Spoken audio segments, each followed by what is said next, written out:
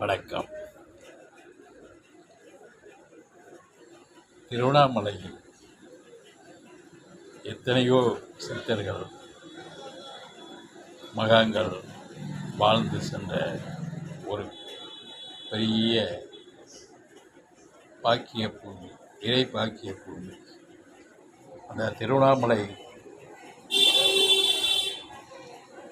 அந்த தெய்வ அருள் பொருந்திய அந்த ஒளி, திருவண்ணாமலை வெள்ளம், அந்த திருவண்ணாமலையினுடைய சுற்றி இருக்கக்கூடிய மலையை சுற்றி இருக்கக்கூடிய அனைத்து இடங்களிலும் பிரபஞ்சம் நிறைந்து இருக்கும். அப்படிப்பட்ட ஒரு பூமி. இந்த பூமியில் நிறைய மகான்கள், ராமணர்களிருந்து ராம் சுரத்குமார், அப்புறம் ஏகப்பட்ட மகான்கள் வாழ்ந்து சென்ற இடம், இருந்து சென்ற இடம், இன்னமும் வாழ்ந்து கொண்டு இருக்கிறார். அவருடைய ஒளி நிலை இன்னமும் இருந்து கொண்டு தான் இருக்கிறது. அப்படிப்பட்ட பூமி. இதில் இப்போ வந்திருக்கிற நிலையில் சில நிகழ்வுகள் அதை பக்தருடைய மனதையும் சரி, அனைவருடைய மனதிலும் புண்படுத்துகிறது, சங்கடப்படுத்துகிறது.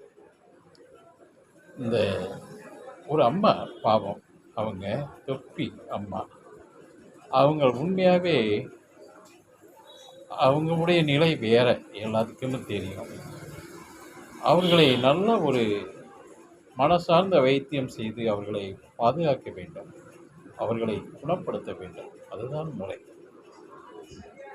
இதுவரை இருந்த மகான்கள் யாரையும் அடித்ததில்லை, துன்புறுத்தியதில்லை. இப்போ உள்ள அங்கங்கே உள்ள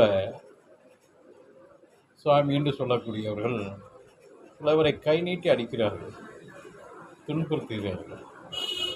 ஏன்னா இறை சார்ந்த நிலைக்கு போகும்போது சார்ந்த ரூபம் தான் வரும். இப்படி ஆவேசம் வருவது அது டிசார்டர் நிலை, அது மனதிலிருந்து மாறிய ஒரு ஆவேச நிலை, அது இருக்கக்கூடாது. இறை சார்ந்த நிலைக்கு போகும்போது அந்த நிலை இருந்துட்டாலே அவங்க முழுமை பெறவில்லை, அது டிசார்டர் நிலை. அப்படிப்பட்ட நிகழ்வு உள்ள நிலையில் உள்ளவர்கள் ஆங்காங்கே திருவண்ணாமலையில் இருக்கிறது போல தெரிகிறது. அதை நிர்வாகமும் அதை சீர் செய்ய வேண்டும். இந்த அம்மாவுக்கு தகுந்த தொப்பியமான சொல்லக்கூடியதுக்கு தகுந்த வைத்தியம் பார்க்கணும், மனநிலை சார்ந்த வைத்தியம் பார்க்கறது நல்லது.